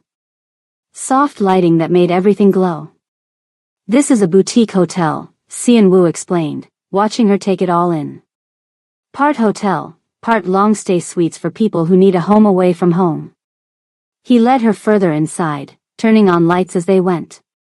Everything looked freshly renovated, modern, but with touches of the building's original character still intact. "It's lovely," Avia said, running her fingers along a beautifully restored wooden banister. "When did you buy it?" 3 months ago, Xianwu answered. "The renovation just finished last week." He guided her through the ground floor, showing her the small dining area, a cozy library with bookshelves, a garden courtyard that would be beautiful in spring. "This is fully mine," he said as they walked. "No partners. No old money. No strings." The way he emphasized those last words made Avia understand their significance. This building had nothing to do with his past. It was completely clean. Completely his. "What do you think of the colors?" he asked, gesturing to the warm cream and soft blue walls. "The furniture? The lighting?" Avia was surprised by his questions. "You're asking for my opinion?" "Yes," he said simply. "I value it." She looked around more carefully, seeing the space with new eyes. "I think it's perfect," she said honestly. "It feels peaceful. Not like a typical hotel where everything is fancy but cold. This feels like somewhere people would want to stay." Xianwu nodded, pleased by her answer. "That's exactly what I wanted. I've stayed in too many places that looked impressive but felt empty." He led her toward a small elevator at the back of the lobby. "I want this place to feel welcoming. Warm. Like someone actually cares about the people who stay here." Avia looked at him, really looked at him. "That doesn't sound like the man I met 11 months ago." A small smile touched his lips. "I know." The elevator took them to the roof, where Xianwu had created something special. A glass-enclosed garden room occupied part of the space, filled with comfortable seating and plants. The rest was an open terrace with heat lamps keeping the winter chill at bay. From here, they could see the Chicago skyline stretching before them. The city lights twinkled against the dark sky. A few buildings still had Christmas lights glowing, even though it was now February. "This is beautiful," Avia said, turning slowly to take in the 360-degree view. "I thought you might like it," Xianwu replied. There was something in his voice, a slight tension, maybe nervousness, that made Avia turn to look at him. Xianwu was never nervous. He stood near the edge of the terrace, the city lights behind him. He reached into his pocket and pulled something out, holding it in his closed hand. "Do you remember what you gave me at Christmas?" he asked. Avia nodded. "The key pendant." He opened his hand to reveal it, the small silver key lying in his palm, catching the light from the nearby lamps. "You wrote that you were giving me the first key to your heart," he said, his voice softer than usual. "I didn't know what to do with that at first. I didn't think I deserved it." Avia felt her heart begin to beat faster. There was something happening here, something important. "And now?" she asked quietly. "Now I know that a key isn't just about access," he said. "It's about responsibility. Taking care of what matters. Protecting what's precious." He took a step closer to her. "I've spent my life building things, Avia. Properties. Businesses. Power. But never a real home. Never a real life." Xianwu reached into his pocket again. This time, he pulled out a small velvet box. Avia's breath caught. He didn't get down on one knee, that wouldn't have been like him. Instead, he stood before her, honest and direct as always. "I'm out of the old world now," he said. "I've cleaned up my name as much as I can. I'm building something real, these properties, this life." He opened the box. Inside was a ring. Not flashy or overly large, but beautiful in its simplicity. A single diamond set in platinum, with small sapphires on either side. "If you still mean what you wrote in that letter," he continued, his eyes never leaving hers, "if you still want your first everything to be with me, not just physically, but in every part of life, then I'm asking you to be my wife." Avia felt tears gathering in her eyes. This moment seemed impossible just a few months ago. When she'd written that letter at Christmas, when she'd run to the airport, she never imagined standing here now. "Xianwu," she whispered, her voice catching. "You don't have to answer now," he said quickly. "I know this is." "Yes," Avia interrupted. He paused, his usual composure slipping for just a moment. "Yes?" "Yes," she repeated, more firmly this time. "I'll marry you." For a long moment, they simply looked at each other. Then Xianwu carefully took the ring from its box and slipped it onto her finger. "A perfect fit." "How did you know my size?" Avia asked, looking down at the ring glittering on her hand. A small smile tugged at his lips. "I notice details. It's what I do." Of course he did. Xianwu Dako noticed everything. They stood together on the rooftop, the city spread out around them like a blanket of stars.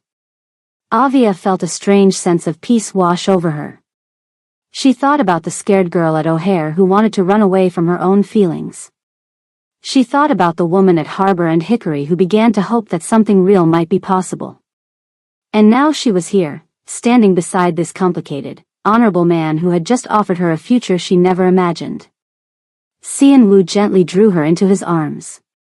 It wasn't their first embrace, but it felt different somehow. More certain. More permanent. They held each other on that balcony, city lights twinkling below them. No passionate declarations. No dramatic gestures. Just two people who had found something unexpected in each other. Something worth building a life around. "I never thought I'd have this," Xianwu said quietly, his chin resting lightly on the top of her head. "Someone who knows all of me, the good and the bad, and chooses to stay anyway." "That goes both ways," Avia replied. "I never thought I'd find someone who truly sees me. Not just what I can give or do, but who I really am."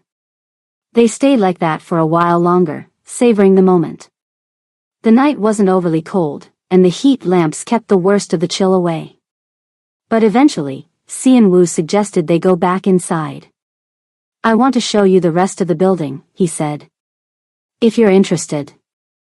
"Of course I am," Avia replied. It's beautiful. As they rode the elevator back down, Avia looked at the ring on her finger, still getting used to the weight and feel of it. It caught the light and sparkled, much like the city they'd just been looking at. Did you pick this out yourself? She asked. Yes, Xian Wu answered. I wanted something elegant but not flashy. Something that would suit you. It's perfect, she said. And it was. They spent the next hour walking through the boutique hotel. Xian Wu showed her the different room types, the small kitchen that would serve breakfast to guests, the courtyard that would bloom with flowers come spring. As they walked, they talked about the future. Not just the wedding, which they both agreed should be small and private, but beyond that. The life they wanted to build together. I got the job at Harbor and Hickory, Avia told him as they explored one of the suite rooms. James called this afternoon. I start next week. Congratulations, Xian Wu said, genuine pleasure in his voice. You earned that on your own merits. I know, she said with a smile. He made that very clear. Said my connection to you might have gotten me the interview, but my skills got me the job. James is a good judge of character. They moved through to a beautiful corner suite with windows looking out in two directions. What about this place? Avia asked, gesturing around them. When will it open? 1 month, Xian Wu replied. Just in time for the spring business travel season. You'll need a good staff, Avia observed. People who understand your vision for it. Yes. He looked at her thoughtfully. Perhaps, eventually, you might consider being involved here too. Not right away. I want you to enjoy your position at Harbor and Hickory. But someday, if you're interested. The idea of working alongside Xian Wu, helping to create the warm, welcoming atmosphere he envisioned for this place, appealed to Avia more than she expected. I'd like that, she said. Someday. They ended up back in the lobby, standing in the soft light of the single string of bulbs that had been glowing when they arrived. I never thought I'd have this, Xian Wu said, echoing his words from the rooftop. A partner. A real life. Avia smiled up at him. Neither did I. And it was true. The girl who had cleaned his penthouse for 11 months, who had written a desperate letter on Christmas Eve, who had tried to run away rather than face her own feelings, that girl never imagined she would be standing here now. But life had a way of surprising you. Sometimes in the best possible ways. Later that night, Xian Wu drove Avia back to her apartment. They had decided she would keep her own place until the wedding, which they thought might be in early summer. A small ceremony, perhaps at the boutique hotel's rooftop garden once it was in full bloom. Will you tell your mother? Xian Wu asked as they pulled up in front of her building. Yes, Avia said. I'll call her tomorrow. She'll want to meet you, you know. I'd like that, he replied. And Avia could tell he meant it. He walked her to her door, ever the gentleman. When they reached it, he took both her hands in his. Thank you, he said simply. For saying yes? Avia asked with a small smile. For seeing something in me worth saving, he corrected. For offering me your heart when I hadn't earned it yet. She leaned up and kissed him softly, a gentle kiss full of promise rather than passion. Good night, Xian Wu, she whispered. Good night, Avia, he replied. That night, she gave him something she'd promised to save, not just her first love, but her complete trust. Her belief in his ability to change, to become the man he wanted to be rather than the man others had shaped him to be. And he gave her something he'd never given anyone either, a future with no secrets. No hidden parts of himself kept in shadow. No walls between them. It wasn't a conventional love story. A housekeeper and her employer. A woman who had saved herself for someone special and a man with a complicated past trying to build a new future. But it was their love story. And as Avia fell asleep that night, the ring glittering on her finger in the moonlight through her window, she knew it was just beginning. Snow fell gently outside the windows of the boutique hotel. Inside, a large Christmas tree sparkled in the corner of the lobby, decorated with twinkling lights and beautiful ornaments in soft gold and blue. Avia walked confidently through the space, clipboard in one hand and a discreet headset around her neck. Her simple but elegant dress complemented the hotel's warm atmosphere. "Good morning, Mrs. Dacco," the young man at the front desk called. "Good morning, Michael," she replied with a warm smile. "How are our guests this morning?" "Very happy, mostly. Though the Hendersons in room 14 had some confusion about their reservation." As if on cue, an older couple approached the desk, looking slightly frustrated. "Mrs. Henderson, Mr. Henderson," Avia greeted them, recognizing them immediately. "Michael mentioned there might be some confusion with your room?" "We specifically requested a corner suite," Mrs. Henderson explained.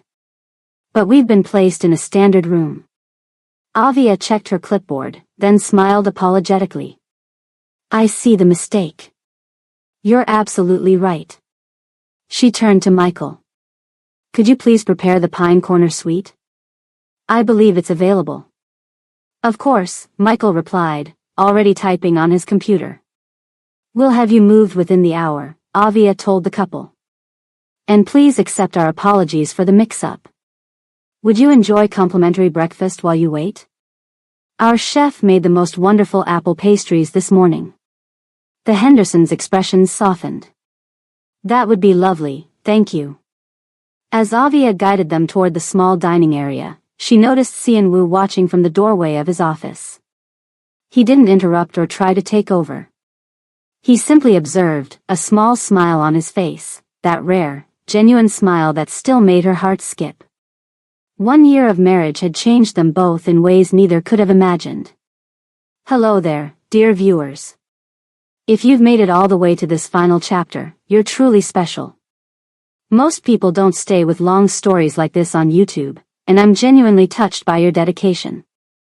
Before we wrap up Avia and Xianwu's journey, I'd like to ask one small favor. Please hit that like button, subscribe to my channel, and let me know in the comments where you're watching from. Now, let's finish this beautiful story together. Their morning routine had become Avia's favorite part of the day. She would wake first, around 6:30, and start the coffee. Their apartment, a spacious 3-bedroom on the top floor of the boutique hotel, was filled with soft morning light as the sun rose over Lake Michigan. Xianwu would join her 15 minutes later, always perfectly dressed even at that early hour. He would kiss her forehead and take the cup she offered him. "Black, no sugar," she would say, teasing him about his unchanging preference. "Why change perfection?" he would reply.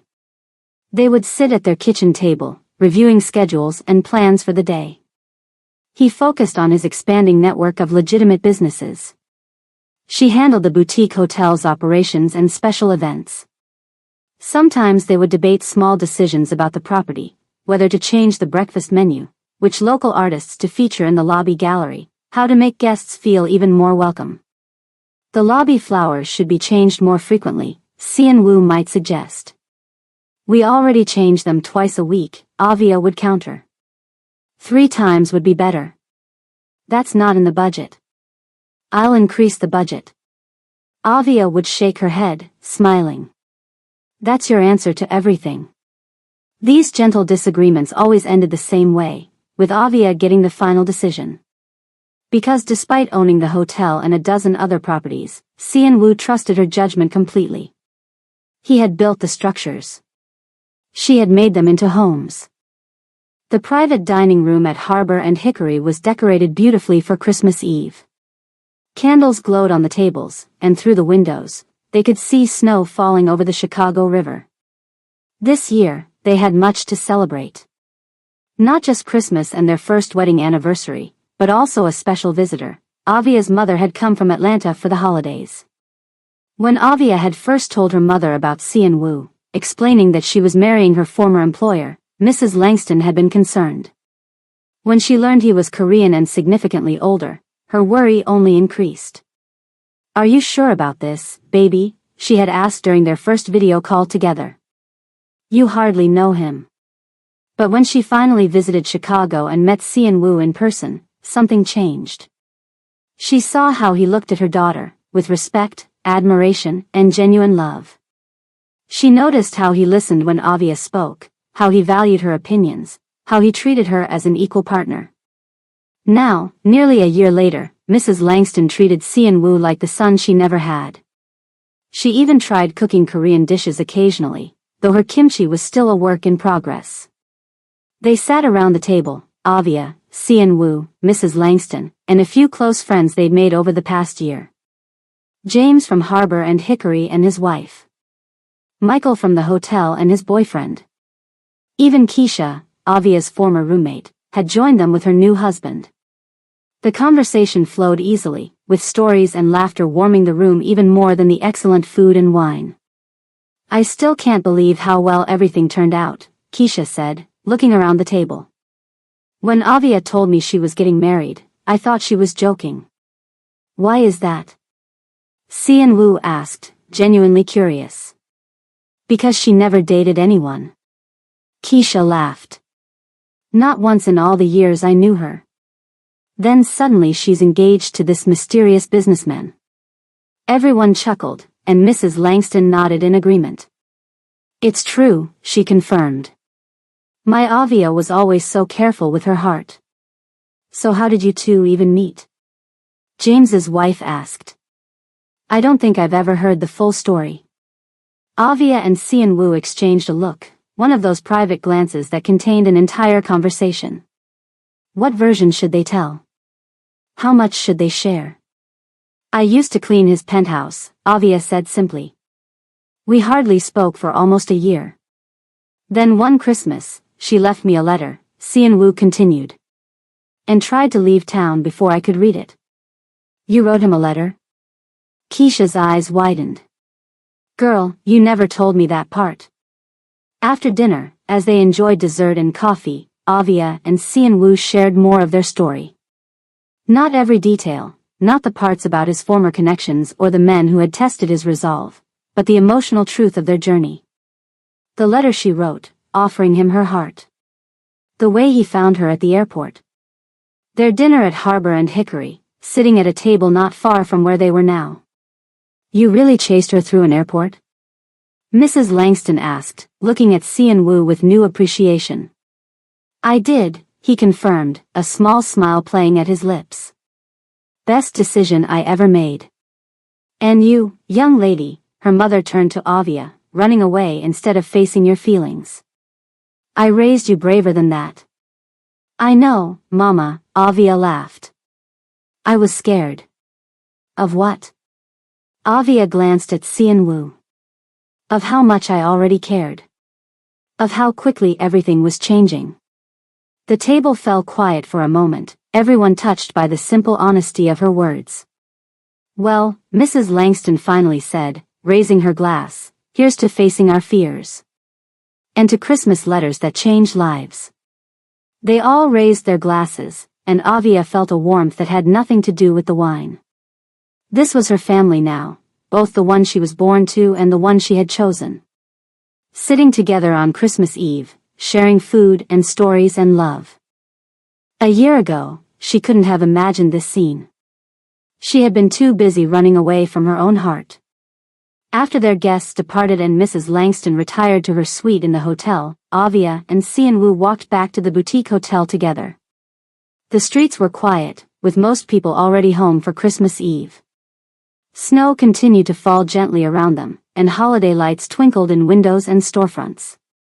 "Are you happy?" Si-in-woo asked as they walked, his voice quiet in the snowy night. Avia looked up at him, surprised by the question. "Of course I am. Aren't you?" He nodded. "More than I ever expected to be." When they reached the hotel, instead of going up to their apartment, Si-in-woo led her to the elevator that would take them to the rooftop garden. "It's freezing outside," Avia protested mildly. "The heat lamps are on," he assured her. "And I've had something set up." Curious, she followed him. When the elevator doors opened onto the rooftop, she gasped softly. The entire space had been transformed. Twinkling lights were strung everywhere, creating a canopy of stars above the garden room. Inside, a small fire burned in the fireplace, and soft music played from hidden speakers. Outside on the terrace, the heat lamps kept the space warm despite the snow, which fell around them like gentle white petals. "What's all this?" Avia asked, stepping out to look at the city spread below them, draped in snow and holiday lights. "It's Christmas Eve," Xianwu said simply. "1 year since you gave me your letter. I wanted to celebrate properly." As they stood together looking out at Chicago, Avia thought about that night a year ago. How terrified she had been to expose her feelings. How certain she was that Xianwu would reject her or, worse, take advantage of her vulnerability. She'd been wrong about so many things. "I used to think," she said softly, "that the biggest gift I was offering you that Christmas was my virginity. My first time. Something I could only give once." Xianwu turned to look at her, his eyes warm in the golden light. "But that wasn't it at all," she continued. "What really changed things between us, what really changed you, wasn't physical at all. It was your trust," he said, finishing her thought. "Your belief that I could be more than what I was. More than what others had made me." She nodded. "You were already changing. Already trying to build something better. I just gave you one more reason to keep going." Xianwu took her hand, his fingers warm despite the winter air. "You gave me much more than that," he said quietly. "You gave me a future I never thought I deserved." They stood together in comfortable silence, watching the snow fall on the city that had brought them together in such an unlikely way. "You really were dramatic that night at the airport," Avia teased gently, breaking the moment. "All those serious looks and mysterious comments." To her delight, Xianwu laughed, a real laugh, open and warm. It was a sound she heard more often these days, but it still felt like a special gift each time. "Chasing you through O'Hare was the best bad decision I ever made," he admitted. Avia leaned against him, and his arm came around her shoulders naturally, holding her close. This was their miracle, this comfortable closeness, this hard-won peace. She had given him her first real love as a Christmas gift. He had given her a life where she didn't have to run anymore. Two people who never should have crossed paths. Standing side by side under Chicago's winter sky. And somewhere out there, another woman was probably sitting at an airport gate, thinking about a letter she was too scared to send.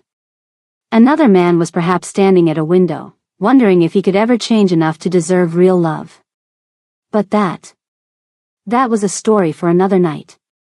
And that's the story, dear friends. A housekeeper from the South Side. A Korean businessman with a past he couldn't shake.